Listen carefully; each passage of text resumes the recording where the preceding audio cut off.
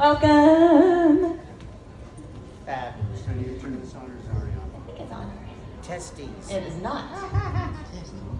Is this on? Is this on? You guys have worn my voice out this weekend. It's been so wonderful and everybody. Thank you guys for coming. It's your old pal, the Crypt Keeper. And I'm glad to just sit down and relax and enough about me. What do you think of me? No. You gave me nightmares. Excellent. That means I did my job. Yeah, you're still doing I'm 50. Did I make you shit your pants? None of your business. Mind your business, sir. That never gets old, actually, because I loved horror as a kid myself. I mean, I watched all the Universal horror monster movies and all that stuff. All the William Castle stuff would come on, like The Tingler would come on TV. Back when I was a kid, we didn't have streaming or videos or anything. Occasionally you could go out and buy a Super 8 movie or something if you had a camera to watch stuff. But nowhere could you see stuff unless it came on TV. And my parents were like, they were too cheap to buy TV Guide. So, you would look through the local newspaper listings, hoping that Twilight movie, which came on at 4:30 in the afternoon, instead of a Doris Day movie or, Oklahoma or something, was playing, Mothra or Attack of the 50-Foot Woman or one of the Universal horror monster movies. Abbott and Costello Meets Frankenstein, which is still my favorite horror comedy. And I remember I loved Frankenstein. I remember there's this scene where they've come from Transylvania and he's shipped Frankenstein and he's, Bud finds it in the packing material and I'm like, Mom, you can order Frankenstein! And I collected Tales from the Crypt comic books and I didn't collect them, I had some. My grandfather had a store and, we'd go down with my cousins to go and they would always try to get stuff off the top shelf, like girly magazines and stuff. But me, I was grabbing the Tales from the Crypt comic books. And I used to have to hide them from my mom. I put them in these Casper comics that weren't mine, put that on the cover so she didn't know I was reading them. But I went in the back of some comic book and found like a 6-foot cutout of Frankenstein. And I had it in the corner of my bedroom, and I remember I'd wake up and it'd be closer to the bed. I know my brother had been pushing it, trying to scare me, pushing it closer to the bed. But and I had those Aurora models and stuff, doing all the Universal horror monster movies. But I remember they would also do the Roger Corman stuff, like House of Wax, and they wouldn't show things that were too hardcore, like that were too kind of, fucked up, like Mask of the Red Death, which was, about the Spanish Inquisition, But I do remember going to a drive-in movie. We had 5 kids in our family. We were supposed to sit in the back of the station wagon in our pajamas and fall asleep after the cartoons.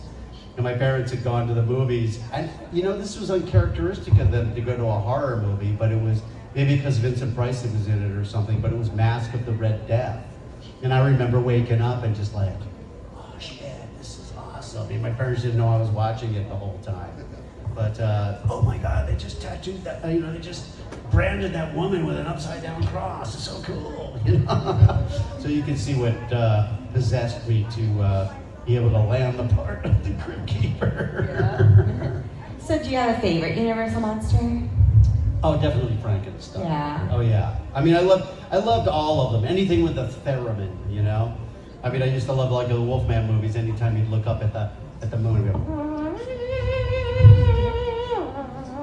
all that stuff. But yeah, Creature from the Black Lagoon was. I didn't love the Creature from the Black Lagoon movies as much as I loved the actual character, the creature. But the Frankenstein stories were great, so good. Dracula, obviously. But that's why I loved Abbott and Costello Meets Frankenstein, because they had like half of the Universal horror monsters in it, So can you tell me, we all want to know, if we don't, your acting journey, because you are a master of character, a master of voices. Thank you. And how did this begin for you? I loved performing as a kid. In fact, my mom was quite the seamstress, so she used to make, her own clothes and that kind of stuff, dresses for my sisters and stuff like that. And I would be like, hey Mom, I want to do this thing where I have one hand come up out of my coat. And she would sew my coat with a sleeve in it so I can have my other hand come up so it looked like answer the phone and shit, And I always loved performing, and by the time, I remember in elementary school they would do plays, or we would, I'd be like, I'd get some of my sister's hair and glue it on my face and be the villain, make a top hat out of cardboard and that kind of thing. But by the time I got in high school, I full on got into the plays, and I loved it, and I was a good enough singer to get into do the musicals and that kind of thing. And then, I decided that's what I was going to pursue as a career. My parents were like, "Don't you want something to fall back on?" And I'm like, I think that anything else that I would try other than acting would be harder for me. Than it just wasn't. I was a dyslexic kid. They didn't know what that was, back then. It just said, he doesn't apply himself. He's lazy. Blah blah blah blah blah. And it really was just, I wasn't so severely dyslexic that I couldn't eventually learn. But I think I probably truly didn't learn to properly read and write till I was at least, leaving second grade, getting into third grade. Kids in preschool are reading now. It's just, I was behind. So some of my other skills really, came to being. I remember my second time in third grade. I remember this one teacher goes, you're really good when you stand up in front of the class and you read. So she would have me do poems in front of the class or stuff like that where you had to play the characters and that kind of thing. But once I got into college, I went full into it. I went to Towson University where John Glover went to school, and Dwight Schultz, who we know from the A-Team, and Charles Dutton, Rock, who we know, Eric King from Dexter, I went to school with. I went to school with some really good actors, had really good instructors. I got my first off-Broadway show right out of college in New York, and it was a miserable experience just because, the production team and the creative team got into a fight over how to do the show and all this stuff, and so it lasted 3 weeks and closed, and I was getting paid $175 a week. Nobody can live in Manhattan on $175 a week, even in 1980. So I started street performing. I started street performing as a way to make a living in front of the Metropolitan Museum. And if who's ever been to the Metropolitan Museum in New York? It's a huge museum, and it has these huge set of stairs that come their way down to Fifth Avenue. So there's all this stuff happening down on the sidewalk, and it literally looks like an amphitheater. So I would put on white face, and I'd climb the building across the street where people could see me and hang a banner that said, "Now appearing John Kassir," and people would come and sit on the steps, and I would do my act, and I kind of became semi-famous as one of those guys that performs on the street. And, I got arrested a couple of times doing it too, but it got thrown out of day court both times. The judge was to the cops, he was blocking traffic. If I got a good crowd, it would block traffic on Fifth Avenue. But I had a background in doing sketch comedy in college and that kind of thing, and we did some USO tours as comedians and got to go all over the Mediterranean, Spain, Italy, Greece, and Turkey, and then we did another tour that went to Japan and Korea and the Philippines and Australia and Jakarta and all these places performing for the U.S. military. And so that kind of cut my teeth to do kind of stand-up, but I really wasn't doing stand-up. And then I got in an off-Broadway show that was a big hit off-Broadway called Three Guys Naked from the Waist Down. And I know it sounds like a gay review in the Village, right? But it was, think Dreamgirls, but with stand-up comics. So it's a musical about 3 stand-up comics. And it was Scott Bakula, who we all know as a wonderful, not only actor, but stage actor, and can sing and dance and the whole thing. If you've ever seen it, it's amazing. And a guy named Jerry Colker, who had been in Chorus Line and that kind of thing, and he wrote the show. And I played, Scott played kind of like the, charming MC type, and Jerry played this, which was based on himself, played this, angry law student from Harvard who dropped out of school to become a stand-up comic. So he was always up on a soapbox, doing his, angry comedy. And I played kind of like an Andy Kaufman-ish, just lost human being who was confused about his, his religion and his sexuality and all these things. Like the first time you meet me, he walks out. Everybody used to record on a tape recorder, record their act so they could listen to it play back. Well, he comes out and he just walks up on the piano in a monk's robe and hangs himself, records it, and then turns it off and walks off stage. That's the first time you meet him. So it's like, and he does it in the middle of Scott's act. So it's kind of like, and it gets more and more interesting from there. But that character, the 3 of them wind up improvising one night, and it hits huge. And then they wind up on the Johnny Carson show, and they wind up having their own show about 3 cops in drag, and called Hello Fellas, and and it's the death of all of them. I mean, it ruined, because they're true artists, just truly themselves. He didn't know how to play that game, especially my character. But people assumed that I was a stand-up comic because I was playing this character. And I got approached by these people, Star Search. Who remembers Star Search? Which is, for those of you who don't know it, it's, the original America's Got Talent, or, more like American Idol or that kind of thing, and more in a bubble like that. But, they had bands up against bands, they had dancers up against dancers, singers up against singers, actors up against actors, spokesmodels. And they had comedians, and they were getting all the comedians out of the clubs. They were all really good.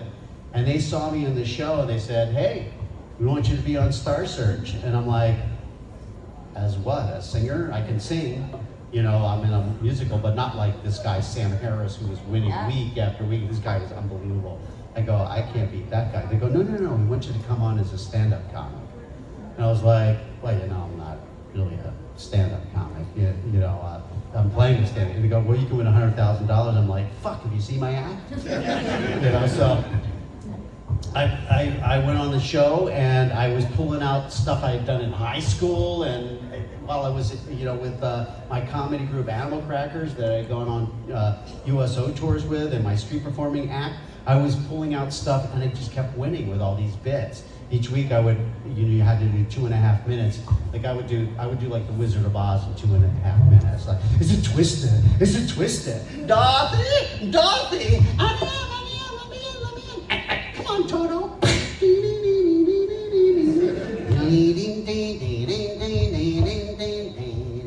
As coroner, I must concur, I thoroughly examined her. We represent the lollipop view, the lollipop view, the lollipop.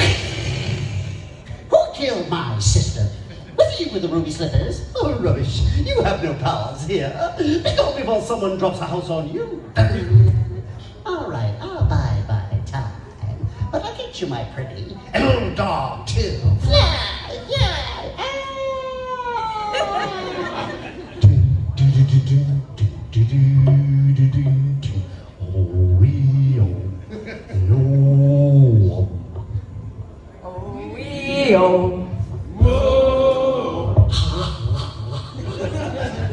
What's them? That's the castle of the Wicked Witch. Oh, Dorothy's in that awful place. Oh, I hate to think of her in there. Fellas, we've got to get her out. I got a plan how to get in there, and you're gonna lead us. All right, I'll go in there for Dorothy. Wicked Witch or no Wicked Witch? Guys or no guys, there's just one thing I want you fellas to do. What's that? Talk me out of it. Wow! Whoa! Do, do, do, do, do, do, do, do, do, do. Oh, yo. I'm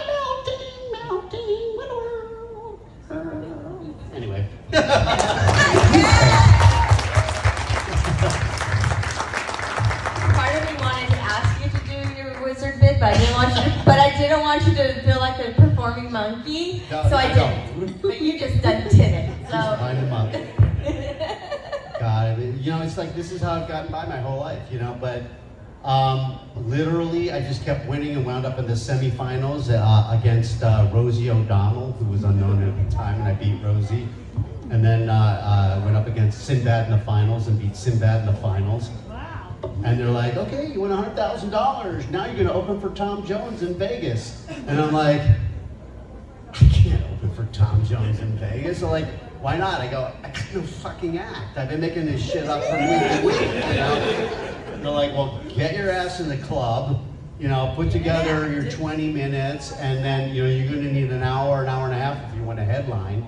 And so you quickly, you know, with my experience on stage, you know, it wasn't that hard, but at the same time, I put together an act and opened for the Temptations and the Four Tops on their TNT tour, and opened for Lou Rawls and Bobby Vinton and Rodney Dangerfield and Richard Belzer and Cheryl Lee Rolfe, all these different people over the years. And then, you know, then I started playing the comedy clubs. And of course, this all led to sitcoms and, you know, working in LA and moving from New York to LA, and, you know, from street performing to, you know, my first TV series, which was HBO's first series, First and 10. I played the Bulgarian field goal kicker. He could kick 60-yard field goals. His name was Zagreb Skenuski. He'd go up to, you know, girls in the bar and go, hey, I play for the California Bulls. I fuck you up. Yes, you know. Oh, she likes me. Hey, you know. Kind of a really funny character. And I wound up on that. I was supposed to do 2 episodes, and they made them laugh so much on set that I wound up 6 years on the show. Yeah. But HBO knew that I did all these voices and characters and stuff, and asked me to come audition at Kevin Yeager's studio for this show. They were working on Tales from the Crypt. And I'm like, Tales from the Crypt? I collected those comic books. This is unbelievable. But, you know, I didn't think it was going to be that big of a deal because HBO didn't have nearly as big of an audience as Network yet. And so I thought it would come and go and be for freaks like me, you know, that love this stuff, you know. And so I was just really excited to go down to Kevin Yeager's studio and see Chucky and see all these body parts and stuff on the walls and stuff that he had created. And there I saw the puppet, and because I knew the comic book, and there were all these other actors, you know, Michael Winslow, I remember, and Charlie Flesher, and all these other people that were auditioning. And I don't think they understood that he was supposed to be funny. I think they were all trying to make him creepy and scary and, you know, like kind of like Freddy Krueger or something, which is fine. I mean, Freddy could be quite funny too, but this was, you know, the Crypt Keeper was an entirely different ball of wax. And, you know, what I came up with for the voice was based on what I saw as the puppet. I gave it the texture because of he had holes in his throat and rotting teeth and, you know, that kind of thing.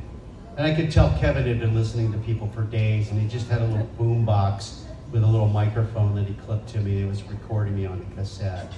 And he was sitting there, okay, next, and I started doing it. He was like, keep going. And he starts laughing, and I start laughing. I go, great, the Crypt Keeper laughs at his own jokes. You know, and I'm doing this whole thing, and he's going, okay, tomorrow I want you to meet Joel Silver and Dick Donner, you know, the 2 biggest guys in the business, 2 of the biggest producer, director, and, you know, and 2 of the producers of the show. So I came down and did it for them. I go, okay, Ed, you're hired. You know, it was probably maybe one of the easiest jobs I ever got. You know, at that time I was busy doing these sitcoms for the networks and First and 10 on HBO at the same time. And they would work around my schedule, which was great. And, you know, lo and behold, all of a sudden everybody was like, hey, who's the guy voicing that character I wanted for my cartoon? Who's the guy voicing that character I wanted for this? And the next thing I know, I have the best voiceover agent in Hollywood. And, you know, voiceover was always kind of like a major gig, but also a side gig to my on-camera and on-stage work. But as you get older, there are just less and less parts for you as an actor. Just because that's the nature of it. I mean, nowadays it's like a bad word to be a white male over 50. You know, it's like we want to be diversified, and we go younger, more diversified, which is, fair enough, but at the same time, there still should be making as much content as they can for people who want to watch whatever they want to watch. But, and I still get work on camera, but I don't really care. I love doing voiceover work because I get to play characters I would never get to play on camera. I mean, they're not going to hire me. I got some guns, but they're not going to hire me to play Deadpool on camera, but I got to be the first Deadpool, and, I got to be Miko the raccoon, and I got to be all these really cool video game characters, and Buster Bunny, and, the skinny pig, I got to play, Mervis and Dunlap and Cat Dog. I mean, you get to play these characters you would never get to play on camera, so and it's kept me working now into my 60s, so I work with most of the jobs I do now because of the technology I can do for my home studios. I don't even need to leave my house, so, I mean, you're seeing me dressed up. He's wearing shoes, he's wearing pants. Half of my life is in pajamas or really comfortable clothes that could, double as lounging clothes wear or pajamas.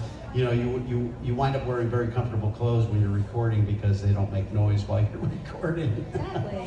Yeah. Yeah. So tell me, when you were recording your sessions for Tales from the Crypt, how long would that be for you? Like, how much of a time commitment did it take per episode? It really depended because they were trying to work around my schedule, my shooting schedule, but at the same time, they didn't want to record the Crypt Keeper sequences until they had shot the episode because they wanted to make them have a feel for the episode. And Gil Adler and Alan Katz, who are now the showrunners on the show, when they came in after the first season, were like, the Crypt Keeper's great. He's in a shroud, he's in his crypt, but let's see what he's like when he's not in the crypt. You got John Kassir, who can do all these different things. We can make him sing. We can make him, do, Stanley Kowalski from A Streetcar Named Desire. We can make him a shock jock. We can do whatever. So, Forrest Gump. So we go, let's see what happens if we start doing that. So they would write these sequences, and I would do 1 or 2 episodes. Sometimes the director would want to be involved from the episode, sometimes not. Kevin Yeager, who made The Crypt Keeper, of course, also directed a good number, if not most, of the Crypt Keeper sequences. It took like 5 different people to make The Crypt Keeper work. Here was the guy that worked the head and the torso. Can you hold that for me? The guy that worked the head and the torso. He would do one hand, and then there was another guy working the other hand. And then if the feet were working, there was a little woman that got underneath there with her feet, But the face had a guy who had a headgear on, Brock Winkless, who's no longer with us, sadly. But these guys were amazing puppeteers, by the way. They had worked on Jurassic Park. They worked on all kinds of stuff, doing dinosaur puppets. I mean, you name it. They weren't like, some of them, the Muppets are amazing puppets. So some of those guys even had background doing that kind of thing. But I'm talking about stuff that you would, like E.T. was a puppet, really, if you think about it. It was, when he walked, there was a little person in there, but the rest of the time it was all, like Chucky and that kind of thing. So like one guy's, worked the works that just worked the face and the tongue, like this, and the other guy worked the other parts of the face, and then Brock, who did the mouth, had these little toggle switches for the lips. And when you'd open the mouth, you go, "Hello, creeps," So like and that's three or four people were on the face alone. Yeah. Face alone. And then you had the body and feet. Does anybody have that Digby Deal tabletop book of the Crypt Keeper, Tales from the Crypt? If you find it, it's really cool. It talks all about all the comic books, all the episodes, and then it talks about how the Crypt Keeper worked and how its evolution. It's really good if you get a chance to get a hold of one. Beautiful. A lot of people Like bring them in every once in a while to get signed, kind of thing. So I see them around. But it was a really great process. I think if you notice when we first started, the Crypt Keeper's mouth didn't move much because they didn't give Kevin much money to work with. So he was using spare parts from his shop. In fact, a lot of you have heard by now that they use Chucky eyes on the Crypt Keeper. You know, that's because that's what he had in his shop. You know, I think he had meant for that to be temporary, but loved it so much when he saw how much personality it brought to the Crypt Keeper. But the mouth, when we started, I had auditioned for what you normally hear as the Crypt Keeper, but when I came in to record the first couple of episodes, you know, hello kitties, he goes, no, the mouth doesn't work that well. Can you make him, you know, so if you watch the first couple of seasons, a season or two, the Crypt Keeper talks slower and more ominously. That's hot. And he's thank you. And he's still kind of fun and creepy and funny, but you know, well, kitties, and this little tail. You know, and so then when the show was popular and we got the opportunity to get some more budget to spruce him up, Kevin of course made him, you know, so you could really make him move his mouth and that kind of thing. And we were at, and it coincided with what, you know, Alan and Gil were doing with the personality of the Crypt Keeper, infusing my personality into it. But it, you know, gave me the opportunity to make him faster, funnier, and more, you know, openly vocal with what we were doing. So it was a pretty cool evolution. I mean, it was hard because if somebody wanted to interview the Crypt Keeper, you had to try to get all the puppeteers there and all this stuff. If you look at some later specials and stuff, they made this Crypt Keeper that it worked automatically with my voice, and it looks like shit. It really feels like not only dead but dead. It's double dead, isn't it? No expression. Yeah, you know, it just didn't have the same thing. I mean, to have these puppeteers doing that job was really amazing. But I got to tell you, you know, I mean, nowadays somebody would probably try to CGI him or something. But to me, I think that would be a mistake. Because I think the fact that you guys are sitting here is, you know, when you were kids and you saw that, was the fact that he was a puppet. He was this creepy little puppet, and you had to watch him, and he infused you with, at first, fear that became some level of joy. I mean, you know, in my guesstimation, I think, you know, the reason we love horror is because it stimulates something in you that you don't feel every day. You know, this one thing in you that you don't get to experience. And you can watch horror movies and material with experiencing the fear without the actual physical danger of what might happen, you know, to you. Unless you have a heart attack while you're watching or whatever. Or unless it was a William Castle movie where they used to electrocute people in their seat on purpose to make them jump at certain points. You know, pass out the vomit bags so it's kind of fun to have like the Crypt Keeper, which was a character that let you know this is supposed to be fun. And he's a puppet, and he even talks to you like you're on a kid show. Hello, kitties. Hello, boils and ghouls. In our next little episode, oh look, it's Johnny's birthday. I wanted them to do that where they like, you know, like they used to do on Howdy Doody or some of these kid shows. They used to scan like whose birthday it was that month, you know. I wanted them to do that. They actually had thought about doing that.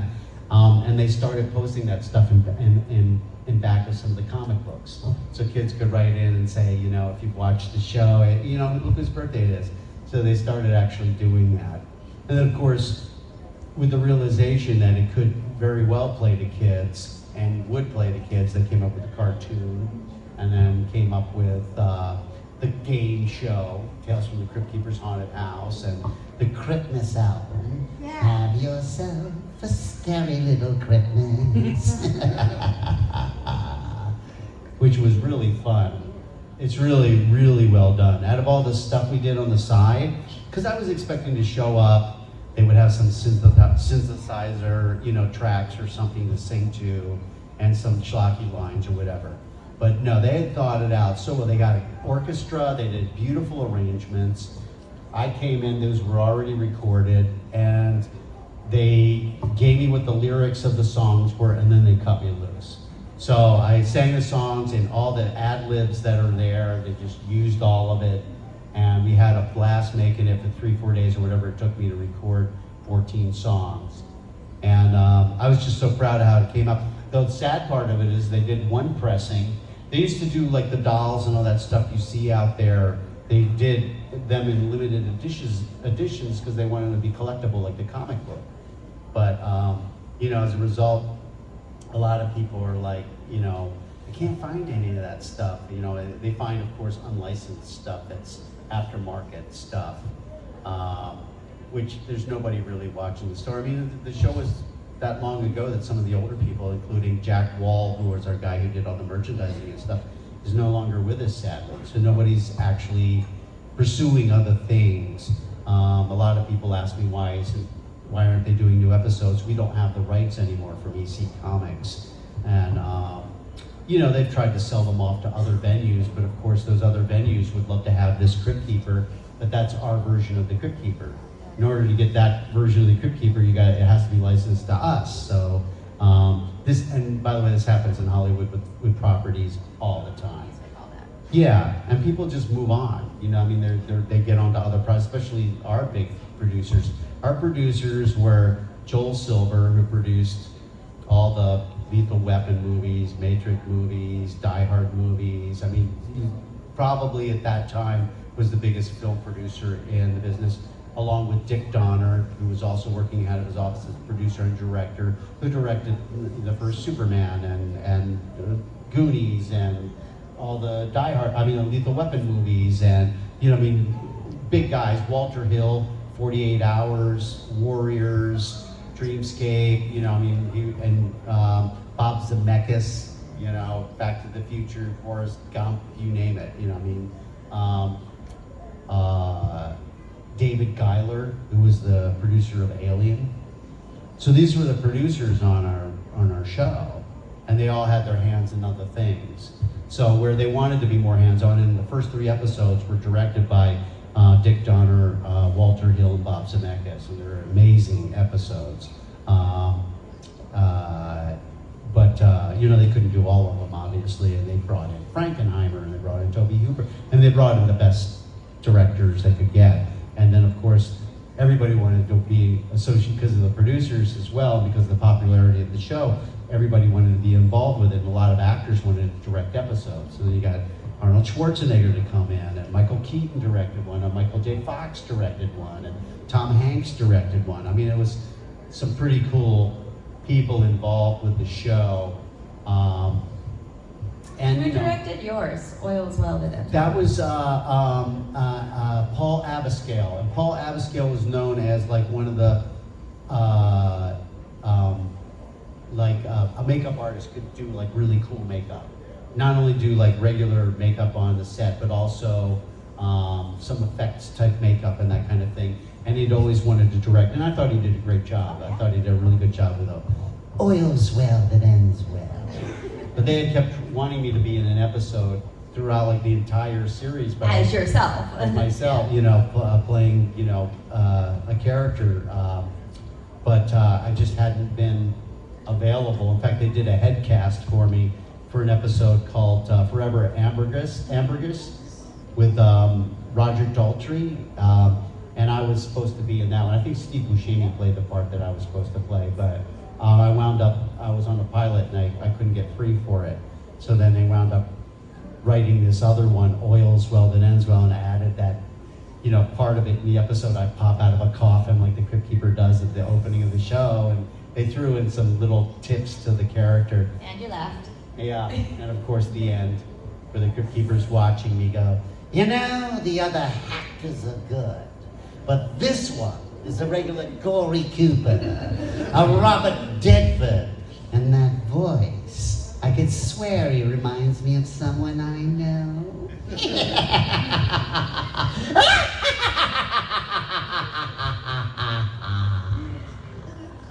Oh, John, I could talk to you personally about everything for forever, but let's throw it out to the audience for some questions, please. yes? Yes, please. Who has a question? Anyone at all? Oh, right there.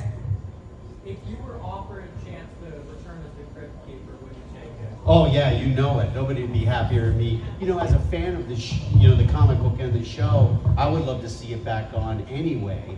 But it was such a low pressure job, and honestly, because we didn't have all the budget went into the show. I never got paid what I should have got paid on that show anyway, you know.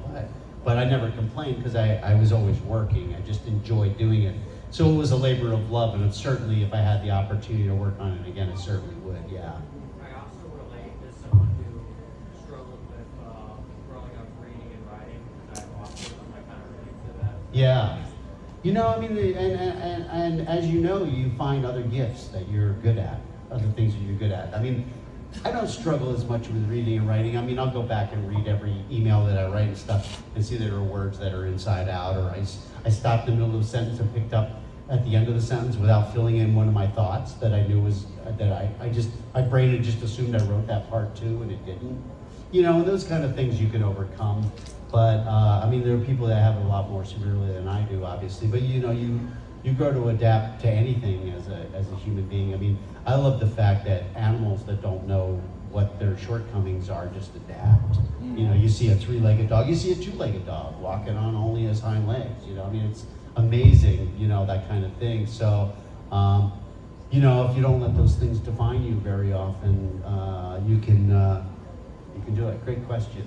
I thought I saw the man behind the curtain's hand shoot up. Did you have a question? Yeah, where's your evil twin brother right now? My evil twin brother? Yeah, Mr. Crypt himself. Oh, the Crypt Keeper, you mean the actual puppet? Yeah. You know, that puppet, well, I'll use Still this. scares the shit out of me. That puppet. Don't go near that guy. He hasn't changed his diaper all day. Just kidding, man. No, He's gonna have me beat up later. Just, no, stop. he and the Teamsters that are around. No. The Crypt Keeper, you know, if you looked at him without all the rubber on him, it's clear plastic. You can see all the servos. Servos are these little motors that they use for like model airplanes that fly and stuff like that. I mean, it had a ton of them. I mean, Kevin was a genius constructing this thing. But they had to replace the rubber and the hair and everything on it every show because it was so thin to make it move like, you know, rotting flesh, that it would all tear and it breaks down really quickly. They'd have to mix it up each time. So between every show, Yeah. every episode, they had to Yeah. make a new one? Yeah, they had to make a new mask. new rubber Yeah. for it. And I think you should sue Family Guy because you sound like Stewie. Or Stewie sounds I like auditioned to play Stewie, Oh. and that's exactly what I did. you sound like it. But you know that happens. You go in, you go, you know, you do Stewie, you know, and the next thing you know, the guy who owns the show goes, oh, I can do that voice, and they just do it themselves. You know, and that's that. I'm not saying that's what happened. He could have been thinking that way all the Well, I time. got I do you not back. know. Look at them. But I will say that I did audition with that particular take on Stewie. But thank you for saying so. But honestly, so if he's in a vault somewhere, I'm sure, in a warehouse with some of the other Tales from the Crypt stuff. I do know that Kevin over the years has sold off different parts of different things. There was one of the conventions I was at had its own little horror museum, and there was an episode that Kevin directed called Lower Birth that was about the birth of the Crypt Keeper, and the two-faced man who was the father who married a mummy who was the mother birthed the Crypt Keeper. And the father, who was the two-faced man, they had to build like a fake second half to his face. The actor who played him was Kevin's brother, Jeff Yeager, who's really a gifted actor. He's been in a bunch of stuff, but so that half of the face was still around, and Kevin, you know, sold it to, you know, he likes to, what's he gonna do? Just have it sit falling apart in his shop? So he offered it up on eBay or whatever to people, and people have purchased different things from the show over the years. But I'm sure that that's because it's owned by, whether it works or not, or whether the technology is the way they would do it now. You just have it. Yeah, I mean, you know, it's all, I mean, it had all kinds of wires and all kinds of stuff. I mean, it was yeah, it would be pretty cool. But, you know, they probably had more than one as a backup over the years, whatever, but they're in some vault somewhere without any rubber on them, so they probably look pretty creepy. Even better. Yeah. Anyone else out here? Yes, right there and then there. With your background and everything like that, how much of the lines did you ad lib? On the show, occasionally, but they had great writers. I'll tell you that it was, very often they would pimp out the Crypt Keeper for Bud Light or something like that, and then there was some other stuff that we did where the people would write their own copy from the advertising agency, and you could tell the difference because the writing was not as good as what our writers did. Like the puns seemed a little forced. They tried to put too much in the sentence, so it just didn't work. So a lot of times I would have to rewrite that stuff for them. But I would improvise stuff and it would wind up in the next script. It's like I was just being funny and I never thought it was going to wind up on the show. It's like, I don't know what we were talking about, but I was like, I love a ghoul who'll give you head and then let you keep it. Sure enough, it showed up in the next episode, where the Crypt Keeper's in bed with a corpse and they've got like one of those big hearts of candy in her lap and he puts his arm around her, her head falls off in his lap and he delivers that line, and I was like, awesome. But I used to have to improvise as him when each season I would have to do radio interviews on drive time that started on the East Coast and all the way across the West Coast, like maybe 50, 60 of them over 2 days as the Crypt Keeper. I mean, they didn't want to talk to me, they wanted to talk to the Crypt Keeper. So I would have to improvise as the Crypt Keeper and come up with all these puns and stuff, those guys that do the morning shows where it's usually 2 guys or a guy and a girl and like the Howard Stern type of vibe where they're talking. In fact, I did do the Howard Stern when we released the Crypt Jam. Chucky Booker, who used to write for Janet Jackson, wrote for us. They had me on Howard Stern, and I'm on the phone calling, and Howard's like, okay, John, well, let me start out. Back then, if he didn't know you, he just went right after you. That's his humor was like, I'm just gonna pick this apart. So he'd start out with like, all right, John, I don't even like the Crypt Keeper. He's awful, blah, blah, blah, blah, blah. And I was like, I'm just like you, Howard. I love to be hated. And the more he said stuff about me, the more I doubled down and made him laugh. And he was like, oh my God, this is hysterical. He goes, well, it's just a puppet I don't like. You're hysterical. He goes, well, what about this album? What is this, like the William Shatner album or something? And I'm like, no, it's actually, I said Chucky Booker wrote it. It's actually really good. And he started playing it and he listened to it. He goes, this is really good. He goes, but I hate these DVDs. And he goes, why can't you break these DVDs? I'm trying to break, and that kind of thing. So, but they called back and said, how much they loved it. They were going to have me back on. I never wound up back on there, but they did. Recently, somebody told me they were doing a thing like all the people who have done raps and never should have on Howard Stern. But then when they got to the end of it, they go, these are some ones that were successful, that were good, and they played the Crypt Jam, which was kind of fun.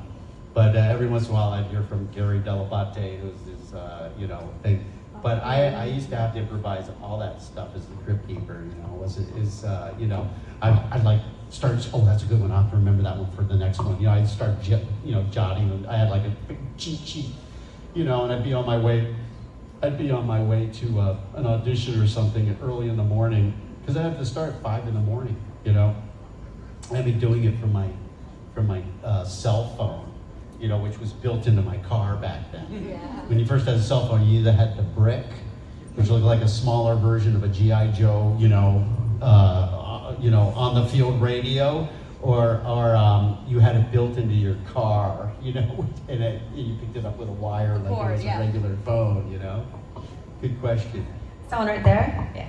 What do you have exciting to tell us about your future projects? I'll probably have to kill you if I tell you. They truly do make you sign, all these NDAs now for everything, non-disclosure agreements. But I work a lot for Illumination, it does all the Minion movies and stuff like that. Like when you go watch those, you'll see my voice flash by as like additional voices. But if you watch the movie, you'll go, that kind of sounds like it could be Kassir. I'm a shitload of voices through those things, The little Eastern European guys chasing them down the street. And,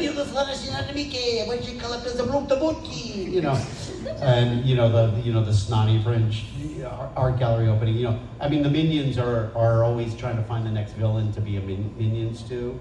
And so over the years, I've got to play some really fun villains and that kind of stuff. But You know, I do a lot of advertising stuff too. I didn't used to get as much of that, but over the years they've gotten more fun with some of the advertising stuff and want voices, and then around Halloween or, you know, the holidays, you know, a lot more people want, you know, that kind of thing. I get asked to do a lot of independent features and stuff on camera, and it really depends on whether I have the time to do it or, you know, whether I think it's gonna, you know, you don't want to do it, it's gonna suck. I hate to say that, but, you know, there's a lot of really fun up and coming young filmmakers. And even though it's not gonna pay me much, if they ask me to do it, of course I'm gonna get involved. I had a lot of people, you know, do projects with me when I was younger that I, you know, to give me an opportunity. So I feel like that's an important thing to give back. But, you know, I did last year, I did something for Spencer Charnas, who's, you know, the lead singer for Ice Nine Kills. And I had met him at a convention, we became buds, and he was like, oh, I want you to write an opening as the Crypt Keeper for us when we go out on tour. I go, well, wait till you get something really good. And then suddenly he calls me up and he goes, we're opening for Metallica on tour. And I go, great, now's the time to do it. And, you know, he called my agent and booked me. I mean, they paid me some good money to do this really cool opening, and they did a nice mix with it. And it, you know, when they were introduced, and they got me they got my wife and I tickets to go see them at SoFi Stadium, which seats 100,000 people for a concert. There was 85,000 people there that night. And, you know, to see them be introduced by that, we're just sitting there all of a sudden, it's like, hello, kitties, you ready to dance to death, or whatever it was, you know. I'm like, my wife's like, holy shit, that's you, you know. It's like, it's pretty cool. So, you know, I mean, by all rights, at my age, most actors can't get work, but I'm very, very lucky. I mean, obviously I work really hard at it, and but I feel really lucky just to continue to work. And now, like I said, I get to work so much from my own home. It's amazing, yeah. Thank you. How were you working during COVID? Were you still working because it was from home, or? More so actually from home, because not everybody had their home studio and they needed to get stuff done. Yeah. So you would, you know, have your foot in the door for some things. You would have to compete with more guys. And trust me, there's a lot of really good guys out there that I compete with on a basis, you know. You wouldn't believe how many things I audition for that I don't get. And not because I believe that pretty much most of the things I audition for, they could probably use my version of it. But they have so many good choices that, you know, the odds of you getting them. Most of the work I still get is because they're calling me directly to get it through my agents, you know. Yeah. Do you have any questions over here, right there? Is it true that Arnold Schwarzenegger designed the original Crypt Keeper? And then another part of that I was going to ask was, do you think it would be possible? I know you said that you guys own the right, or your company you worked for owned the rights to the way he looks, but not the name. Do you think it'd be possible? they licensed the comic book from William Gaines, who was still alive at the time, 500 and some stories, which included Tales from the Crypt, Tales from the Vault, Two-Fisted Tales, whatever comic books were EC Comics back then that had those stories. They had 550 stories to choose from, and I mean, nobody back then did 93 episodes on cable. That was unheard of, you know. So at that point, they were done. Nobody was going to come up with the money to do more, because that was enough to sell them in syndication and that kind of stuff. But do you think that they would be able to use like that image, like call them maybe something slightly different and sell that? Well, you can see like Creepshow has gone out of their way to make whatever they're doing. Well, like being able to use you and use that image, but not call it maybe.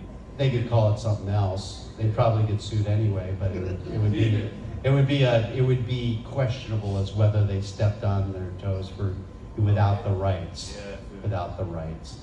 But I don't know. If it was in my hands, I mean, I know that there's the audience for it. I'm your ambassador to Tales from the Crypt. I have been for many, many years. Nobody has been more active with the show after the show than me. But I don't own any rights to it, and I don't own any rights to even my own character. You know, I get asked all the time, can you do this? Can you do that? And I go, no, if you're gonna show the character, I can't do it, because I can certainly use my voice for things, You know, and I've kind of evolved the voice a little bit, you know, as I do cameos and stuff like that. It's obviously the Crypt Keeper because I'm putting my personality into it, but I don't do it dead on to what I used to do for the show, just in case, you know. You saw someone over here. You pointed to someone. Oh sitting yes, next to you. that Who was it? gentleman right there, go ahead. With the rights being in the shape place that they are, is there little to no hope for a restoration of the show or a physical release? For, you mean the ones that already exist? Yeah. Well, the ones that already exist, I don't know why they're not on the air. I really don't, because they must own them. You know, the only thing that I can think of, first of the cartoons on Tubi, as you know, and that was probably Nelvana who made the cartoon, probably whoever did that probably was in the position to just give them the opportunity to do it. But I'll just come out and say this. Joel Silver was an asshole, and Gaines family didn't want to work with him anymore. And, you know, everybody knew he was an asshole in the business, but he was also the biggest producer in the business, so people worked with him anyway. Well, Joel Silver probably didn't treat them as badly as they probably think it was, because they think they probably should have made more money off of it. But the show was not a money-making thing. It was, all the money went into the budget of the show. You know, the merchandising was just a way for them to, you know, I mean, we were supposed to do more movies, but because they didn't really make upfront the money that they were, horror was not the mainstream audience pleaser that it is now. People loved horror, but it wasn't, you didn't get a lot of people who weren't into horror flocked into a movie to go see horror, you know? And so, you know, but Joel Silver and the other partners, Joel was the one who was the most hands-on with this particular project. If somebody else had been involved with it, I'm sure EC Comics would be, no problem, let's give you the rights back, blah, blah, blah, blah, blah, you know, let's do it. They've gone to try to sell it to other people.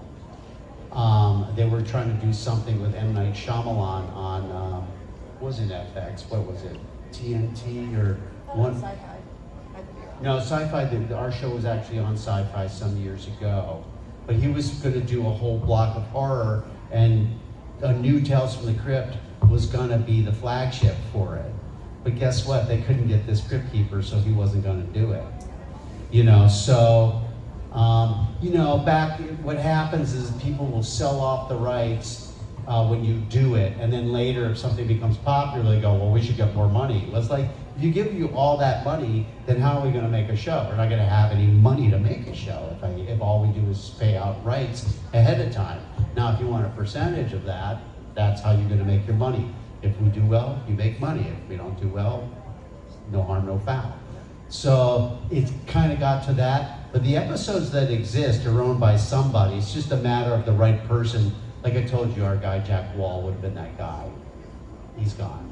So whether maybe somebody's not watching the store, or maybe, you know, the person, you know, Dick Donner's gone. I'm sure if Dick were alive, he'd be on it, you know. I know his wife was wanting to do that. Laura Schuler Donner, who's a huge producer in our business. You'll now that I've said her name, you're going to see her name show up in all kinds of stuff that you watched. But I know that she was interested in trying to get it back on the air streaming, because, you know, like I said, HBO didn't own their own shows back in the day, because they didn't have the budget to give you all the money to make it. So the way you would make your money is selling it off in syndication to make the show. And but I'm sure that they could, if they wanted to or had the money to, they could license it for very little money, you know, and their earlier shows. Because a show licensing for little money is better than it not being seen at all. But I think it just has to do with not the right people being around to do it, maybe. So there is definitely the possibility that it'll wind up on streaming. That could happen anytime. It could happen tomorrow, it could happen within the next couple of years. Certainly there's an audience for it. If anybody asked me, certainly if I was in contact with the right people, I'm sure I'd be like, dude, why are you not doing this, you know? Some people told me it was because of music rights. I mean, when you make something and you paid somebody for an episode, you own the ability to, air it. Even, you may have to pay residuals to those people. I get residuals if they show Tales from the Crypt somewhere, but on streaming, the contracts for residuals are minuscule anyway, so it wouldn't cost them that much money. But they may have had a shelf life on those rights. Yeah. Like they may have said, like Danny Elfman might have said, well, you get the song, but you get it for 25 years. Well, that's what's happening with all the old shows. You'll buy 90210 or whatnot on DVD, and all the music gets replaced with new music. Oh, really? Different music, not new music, but different music. Stuff that they don't need rights for. See, I don't know that end of the business, but that could be a possibility. Yeah. It's like it could be that they have to renegotiate some kind of business with the music. We had huge musicians work on that show because they all wanted to work with these producers. Hans Zimmer, Ry Cooder did the music for the Walter Hill episode, The Man Who Was Death, which is awesome. We had Danny Elfman, obviously. We had big music on that show.